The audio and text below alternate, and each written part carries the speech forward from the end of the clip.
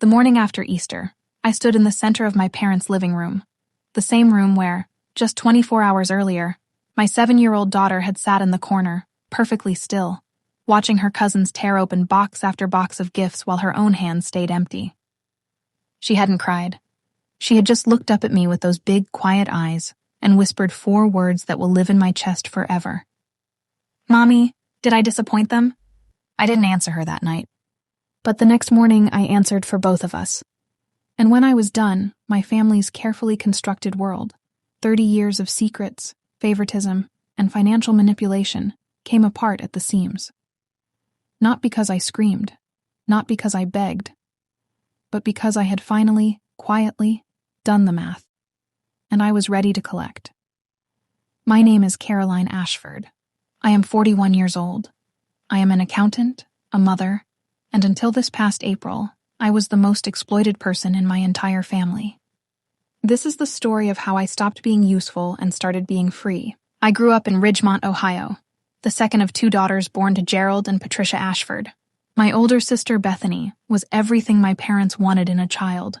She was loud, charming, and effortlessly beautiful in the way that made strangers stop and smile at her. She had a magnetic quality, the kind that made you forgive her before she'd even done anything wrong. I was the other one. I wasn't ugly, I wasn't invisible, but I was useful. That was the word my mother used about me, and she meant it as a compliment. "Caroline is our practical one," she'd say at dinner parties, while Bethany sparkled across the table. "She's so grounded, so dependable." I learned early that being dependable was how I earned my place in the family. While Bethany got praised for existing, I got praised for performing. So I performed. I got a full scholarship to Ohio State. I graduated with honors in accounting and finance. I started my own small firm at 28.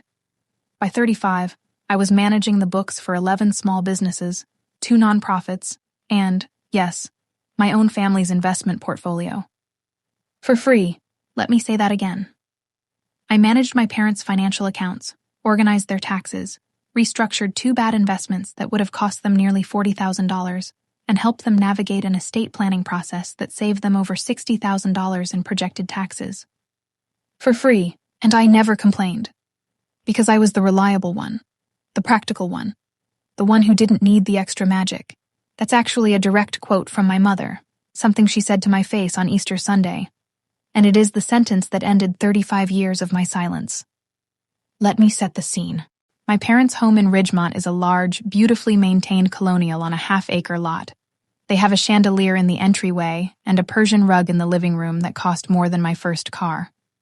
They are not struggling. They are comfortable, significantly, quietly, deliberately comfortable. Every year, Easter at the Ashford house was an event. My mother decorated for 3 days in advance. There were flower arrangements, a catered brunch, and a formal egg hunt in the backyard with actual prizes hidden inside the plastic eggs. Bethany's children, her 3 kids, ages 4, 6, and 9, were always the stars. They arrived in coordinated outfits, and the gifts my parents prepared for them were, without exception, extravagant. This year was no different. When I arrived with my daughter Rosie, 7 years old, missing her 2 front teeth, wearing the yellow Easter dress she had picked out herself at Target, I noticed immediately that something felt off. The gift table near the fireplace was stacked high with beautifully wrapped presents. I counted them quickly. My eyes moved over the tags. Every tag read, to Caleb, to Jenna, to Miles. Bethany's kids. There was nothing for Rosie. I told myself I was overreacting. Maybe the gifts were in another room. Maybe my mother had set Rosie's aside to give privately. I smiled, and I poured myself coffee, and I watched Rosie run to her cousins and hug them, completely unaware. At 10 a.m., my mother announced it was time for the gift opening. For the next 40 minutes, I watched Bethany's children open a remote-controlled Jeep, 2 tablets in protective cases, a complete art studio set, a personalized jewelry box, 3 designer stuffed animals, and enough chocolate and candy to fill a bathtub. Rosie sat next to me on the settee the whole time. She watched with the patient, careful attention of a child who is trying very hard to understand something that doesn't make sense. She didn't ask, she didn't whine. She just waited. When the last gift was opened and the wrapping paper had been gathered up, My mother walked past us with a smile and said, "And I want you to hear this clearly." She said, "Oh, Caroline, we figured you had the practical gifts handled for Rosie. You've always been so self-sufficient. We didn't want to overdo it for her. Bethany's kids need a little extra magic this year, you understand." She patted my hand and walked away. Rosie looked up at me. She had heard every word.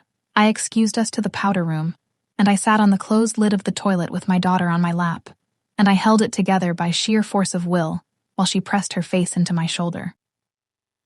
She wasn't even crying yet. She was just very, very still. "Mommy," she whispered, "did I disappoint them? Did I do something?" I pulled back and looked at her face, and something inside me, something that had been bending under pressure for 35 years, finally, completely snapped. I kissed her forehead. I smoothed her hair. I said, "You are perfect, baby. Perfect. And I promise you, this is the last time anyone in this family makes you feel like you are anything less." We left 20 minutes later. On the way home, I stopped at a pharmacy and bought her a coloring book and a small set of markers. It cost me $11. She hugged it like it was treasure. And that made it so much worse. That night, after Rosie was asleep, I sat at my kitchen table with a yellow legal pad, and I started writing. I am not a dramatic person by nature. I don't post on social media. I don't make scenes. I solve problems methodically, with documentation and precision, which is exactly what I did that night. I opened my files. For the past 9 years, I had maintained my parents' financial accounts with the same professionalism I gave every other client. Except my parents had never signed a formal service agreement, because my father had laughed when I'd suggested one. "We're family, Caroline," he'd said. "We don't need paperwork." He was right. We didn't need paperwork. What we needed was for me to have charged them. I pulled out my standard rate schedule. At the time I began managing their accounts, my hourly rate was $85. Over the years, it had risen to $145. I applied a blended average of $110 per hour, which I considered deeply conservative. I began logging hours. Annual tax preparation and filing, 18 hours per year. Quarterly portfolio reviews, 6 hours per quarter, 24 hours per year. The 2019 investment restructuring that saved them $38,000, 47 hours. The 2021 estate planning process, 61 hours. Miscellaneous, phone calls, document requests, corrections, correspondence, averaged 8 hours per year. I worked through 2 cups of coffee and most of a sleeve of crackers. When I was done, I stared at the number on the legal pad. 9 years. Conservative hourly rate, 0 compensation. The total came to $103,840. That was the price of being the reliable daughter. Then I did something else. I reviewed the estate documents I had helped draft, documents I knew better than anyone, because I had built them. My parents' estate was worth approximately $1.4 million, the majority of it in real estate and retirement accounts. The current plan, which I had helped structure, divided assets between Bethany and me equally. But I also knew something my parents seemed to have forgotten. I was listed as the sole financial power of attorney. If either of my parents became incapacitated, I controlled the financial decisions. Not Bethany, not a bank. Me. That document had been my father's idea. He'd trusted me with it completely, because I was the reliable one. I wasn't planning to misuse it. That's not who I am. But I was planning to resign from it, loudly, in front of witnesses. And I was planning to present my invoice. I typed everything up that night. Professionally formatted, itemized, accurate. I attached 9 years of supporting documentation, time logs, correspondence records, copies of every financial document I had touched. I printed 2 copies. Then I wrote a letter. I won't read the whole thing to you, but the opening line was this: "Dear Mom and Dad, enclosed, please find an invoice for professional accounting services rendered over the past 9 years. I am also writing to formally notify you that, effective immediately, I am resigning as financial power of attorney and withdrawing all ongoing financial management services." I signed it. I sealed it. I set my alarm for 7 a.m. And then, for the first time in a very long time, I slept deeply and without dreaming. My parents are early risers. I knew they would be home, and I knew my father would be on his second cup of coffee by 8. I drove to Ridgemont alone. I left Rosie with my neighbor. I wore a blazer. Not to impress anyone, but because armor comes in many forms, and I had learned to choose mine carefully. My mother opened the door with a surprised smile.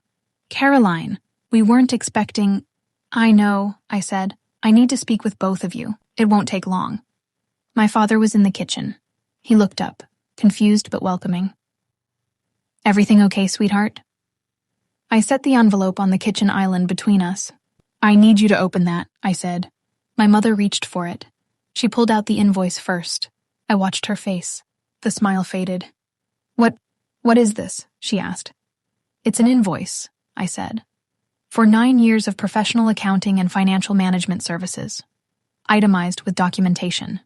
The total is $103,140, based on a conservative rate significantly below my current market billing." My father stood up slowly. "Caroline, this is accurate," I said. "I can walk you through every line item if you'd like." There was a long silence. Then my mother set the invoice down and looked at me with an expression I had never seen on her face before. Something between anger and fear. "We're your parents," she said. "You did those things because you love us." "I do love you," I said. "And I also worked for you. Professionally and without compensation, for nearly a decade. While you spent Easter Sunday giving Bethany's children a combined gift haul that I'm estimating at well over $2,000, and giving my daughter, your granddaughter, nothing, not one thing, not even a $5 chocolate bunny." My father's jaw tightened. "We explained that." "You told me Rosie didn't need extra magic," I said. "She's 7 years old. She sat in your living room and watched her cousins open gifts for 40 minutes, and then she asked me if she had disappointed you." The kitchen was very quiet. "I am not here to fight," I said. "I am not here to shame you, even though I think what happened yesterday deserves a great deal of reflection. I'm here because I have made a decision, and you deserve to hear it from me directly." I pulled the second document from the envelope, the formal resignation letter. "Effective today, I am resigning as your financial power of attorney. I am also withdrawing from all ongoing management of your accounts, tax preparation, and investment advisory services. I would recommend you hire a licensed CPA as quickly as possible. I'm happy to provide a transition summary, but I will not be continuing in this role without a formal compensated agreement." My mother's hand went to her mouth. "You can't," my father started. "I can," I said quietly. "I have the legal right, and more importantly, the personal right. What I've given this family, I gave willingly. But what happened yesterday was not something I am willing to absorb in silence. Not for myself, and not for my daughter." I picked up my bag. "The invoice is not a demand for immediate payment," I said. "It's a record, a documentation of what my labor was worth, and what this family chose never to acknowledge. Keep it, put it in a drawer, but every time you look at it, I hope you think about what family actually means." I walked to the door. My father called my name. I turned around. He looked for the first time in my memory, genuinely shaken. Not angry, not defensive, shaken. "Did we really make Rosie feel that way?" he asked. "Yes," I said, "you did." And I left. I won't pretend that walking out of that kitchen felt like a movie moment. It didn't. My hands were trembling the whole drive home. I stopped at a red light and just sat there for an extra 30 seconds after it turned green because I couldn't quite make myself move. Change is terrifying, even when it's right. But what happened in the weeks that followed was something I hadn't fully anticipated. Within 48 hours, Bethany called me. She had apparently heard from our mother, though I have no idea what version of events was relayed. The call started tense and ended strange, because halfway through, Bethany went quiet and said, "Did Mom really say Rosie didn't need extra magic?" "Word for word," I said. Another long pause. "That's not right," Bethany said. "And here's where I have to be honest with you, because I think this is important. Bethany and I have never been close. The favoritism in our family shaped both of us, in different ways. She benefited from it materially, yes, but she also grew up watching our parents use love as a transaction, and that does things to a person too." She called Rosie that same afternoon and apologized. She sent her a small gift card to a bookstore Rosie loves. It wasn't a grand gesture, but it was real. 3 weeks after the confrontation, my father called me. He didn't apologize immediately. He's not built for immediate apologies. That would require a different kind of man than he is. But he asked if he could take Rosie to lunch. Just the two of them, grandfather and granddaughter, wherever she wanted to go. Rosie chose a place with a build-your-own grilled cheese bar. He took her. He let her order 3 kinds of cheese.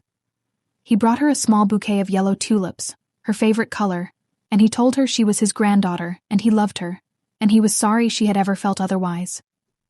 She came home and told me very seriously, "Grandpa said sorry, and he let me get a milkshake." I held it together until she went to bed. As for the invoice, my parents have not paid it, and I didn't expect them to. That was never really the point. The point was to make visible what had been invisible for 9 years. To put a number on what reliable had cost me, so that the next time someone called me practical or self-sufficient, we would both know what that word had historically meant. My mother has not called me directly since the confrontation. I think she's still sorting through her feelings, which is fine. I'm sorting through mine too. I found a new financial advisor for my own accounts. A woman I trust. For the first time in years, I am not the person managing everything for everyone else while neglecting my own ledger. It feels strange. It feels good. I want to be careful about how I end this because I'm not interested in presenting myself as someone who has everything figured out. I don't. I'm a work in progress, like most people. But here's what I know. The most dangerous role you can play in a family is the one labeled reliable. Not because reliability is a flaw. It isn't. Being dependable, being steady, being the person others can count on. These are genuinely good things. The problem is when a family decides that one person's reliability is a resource to extract, rather than a quality to respect. I spent 35 years being grateful that my family needed me. What I should have been asking was, do they value me? There's a difference. Needing someone and valuing them are not the same thing. And children, they see all of it. They absorb everything. Rosie felt the difference between herself and her cousins before she had the words to describe it. She translated it into something personal, something about her own worth. Did I disappoint them? Did I do something wrong? No child should ever have to ask that question. Not in a family, not in a home where love is supposed to be unconditional. The morning I walked into my parents' kitchen with that envelope, I wasn't just standing up for myself. I was showing Rosie, even though she wasn't there, what it looks like to stop apologizing for your own value. I was showing her that love without accountability isn't really love, it's just habit. She doesn't know all the details, she's 7, she doesn't need to. But someday when she's grown, I want her to look back and see a mother who, when it mattered most, chose her daughter's dignity over her own comfort. I want her to know that the people who love you should show it, equally, consistently, without asterisks. And if they don't, you are allowed to name it. You are allowed to stop being convenient. You are allowed to walk out of that kitchen with your head up and your invoice in your hand. So I'll leave you with this. Is there someone in your life who has been taking your reliability for granted? Someone who calls you practical or low maintenance, while quietly expecting you to carry the weight they're unwilling to acknowledge? If so, what would it cost them if you stopped? And more importantly, what has it already cost you? Think about it. I'll see you in the next one. This is Velyra Payback, because justice, real justice, starts with knowing your worth.